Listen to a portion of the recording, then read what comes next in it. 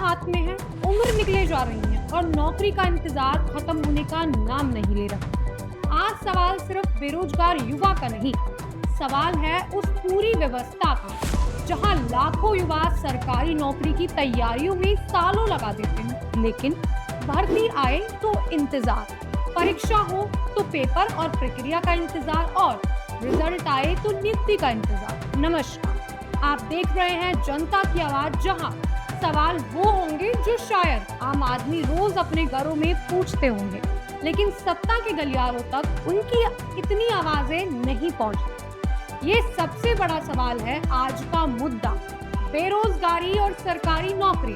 दोस्तों, देश का युवा पढ़ रहा है, डिग्रियां भी ले रहा है, प्रतियोगिता परीक्षाओं की तैयारियां भी कर रहा है। कई युवा सुबह से रात तक लाइब्रेरी में बैठे होते हैं, कोचिंग लेते हैं, घर वालों से पैसे लेकर फॉर्म भी भरते हैं और एक नौकरी की उम्मीद में सालों निकाल देते हैं। लेकिन सवाल ये है, आखिर सरकारी भर्तियों की रफ्तार इतनी धीमी क्यों है?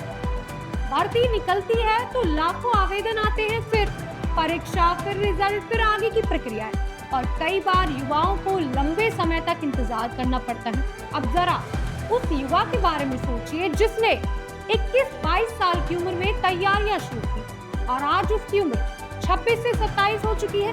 घर वाले लगातार पूछ रहे हैं कि बेटा नौकरी कब लगेगी, रिश्तेदार ताने दे रहे हैं, रिश्तेदार पूछ भी रहे हैं कि कुछ हुआ या अभी लगातार तुम्हारी तैयारियां ही चल रही हैं। और युवा के पास जवाब क्या? अभी रिजल्ट का इंतजार। ये सिर्फ एक लाइन नहीं है, इसके पीछे कई साल की मेहनत, परिवार का पैसा और एक युवा का पूरा भविष्य खड़ा है।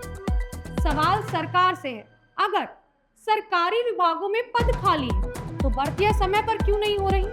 अगर परीक्षा हो चुकी है तो परिणाम क्यों नहीं आ रहे? नियुक्तियां क्यों नहीं हो रही?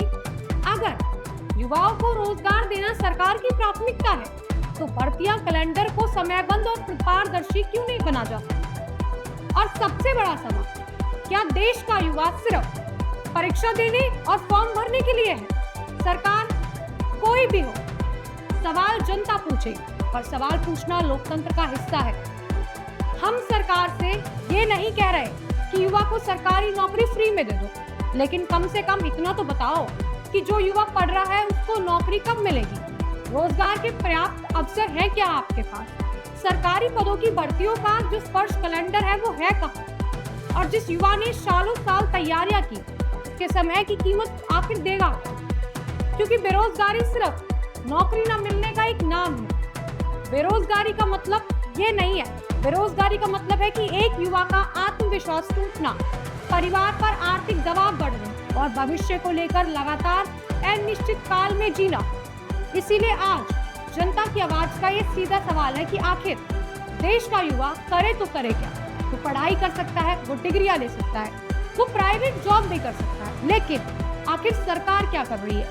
सरकार अगर भर्तियां निकालती है तो उनकी नियुक्तियां नहीं होती, और अगर नियुक्तियां हो जाती है या होने वाली होती है तो किसी न किसी वजह से रोक लगा दी जाती है। आखिर सरकार बताए, देश का युवा नौकरी के लिए आखिर कब तक इंतजार करेगा? और युवाओं से भी एक सवाल, आपके हिसाब से बेरोजगारी कम करने के लिए सबसे पहला बदलाव क्या होना चाहिए? सरकारी भर्तियों की प्रक्रिया, निजी क्षेत्र में रोजगार या शिक्षा व्यवस्था?